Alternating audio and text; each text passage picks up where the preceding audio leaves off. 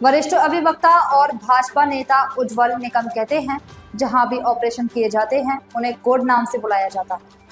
सिंदूर का हमारी संस्कृति में सांस्कृतिक महत्व है। इस ऑपरेशन में उन आतंकवादियों को निशाना बनाया गया है जिन्होंने हमारी बेटियों और माताओं के सिंदूर को धोया है। हमारी सेनाओं ने एक संयुक्त रणनीति बनाई। आदरणीय मोदी जी के सत्संकल्प से भारतीय सेनाओं का एक सशक्त और एकीकृत ये प्रयास दिखाई दिया। और देखिए, पूरे संसार ने ये भी सराहा है कि सिविलियंस पर अटैक नहीं है, प्रशासनिक कार्यालयों पर अटैक नहीं है, ये अटैक सेना पर नहीं है, पाकिस्तानी सेना पर अटैक नहीं है, आतताइयों पर अटैक है और सर्जिकल स्ट्राइक है। जिस ढंग से लादेन पर सर्जिकल स्ट्राइक हुई थी, जिस तरह से इजराइल करता है, जो इजराइल का ढंग है कि जहां भी आतंकी हैं वो उन आतंकियों को तो नहीं छोड़ेंगे, वैसे ही अब भारत का ये जो दृढ़ संकल्प है, भारत की जो बड़ी सामूहिक और सूझबूझ के साथ बड़े विवेकपूर्ण ढंग से जो रणनीति दिखाई दे रही है, ये बड़ी बात है कि उन्होंने बदला लिया और सेना पर अटैक नहीं किया। अटैक है आतताइयों के ऊपर, आक्रांताओं के ऊपर, और जो जाति पूछकर, धर्म पूछकर हत्या कर रहे थे उन ठिकानों पर, और कितनी सूझबूझ के साथ वो सारे ठिकाने उन्होंने तबाह किए। प्रातःकाल तक उसकी संख्या 70 लगभग थी, अब आतताइयों की संख्या लगभग 100 आ रही है। तो ऐसे 100 आतताइयों का, आतंकवादियों का अब कोई नामो निशान नहीं रहा है। वो सारे के सारे भवन ध्वस्त हो गए, जमी दोज हो गए।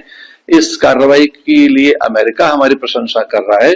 पूरे संसार भर के अनेक राष्ट्राध्यक्ष इस समय हमारे साथ खड़े हैं और ये बात सीधी है कि कोई देश में आतताई कोई लेकर आएगा योजना तो हम उसको उसके घर में घुसकर मारेंगे। तो वो यहाँ जाति पूछकर मार रहे थे, हमारी सेनाओं ने उनके घर में घुसकर आतताइयों के खात्मे का प्लान किया है। मैं भारतीय सेना की इस रणनीति की भूरी भूरी प्रशंसा करता हूँ, माननीय मोदी जी के नेतृत्व की प्रशंसा करता हूँ। पूरा राष्ट्र इस समय गौरवान्वित है और विशेषकर उन परिवारों में कुछ संतोष दिखाई दे रहा है जिन परिवारों के लोगों की हत्याएं हुई। मैं भारतीय सेना के इस प्रयास की प्रशंसा करता हूं, लेकिन अभी भी उनसे ये अपेक्षा है कि जहां जहां आतताई छुपे हुए बैठे हैं उन सबका भी यहाँ धरती पर रहने का अधिकार नहीं है। जो भारत की शांति, एकता, संप्रभुता के लिए हर दिन चुनौती बनकर सामने आते हैं, हर दिन कोई न कोई घटनाएं होती रहती हैं। आज भी घटना छुटपुट की सेलिंग की वहां से हो रही है, आज भी सीज फायर का वो उल्लंघन कर रहे हैं।